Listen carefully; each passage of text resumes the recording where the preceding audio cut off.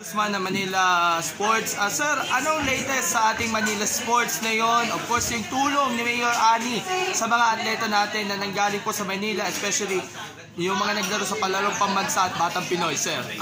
Katunayan po yan, yung palarong pambansa, nagbigay po ng incentive si Mayora dun sa mga gold medalists from bronze to silver to gold.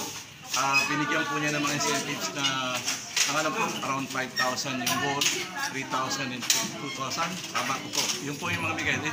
At the same time, pati rin po yung mga batang Pinoy na nanalo ng 2023. Binigyan din po ng incentives ng ating Mayora para po sa mga incentives na nakakuha ng gold.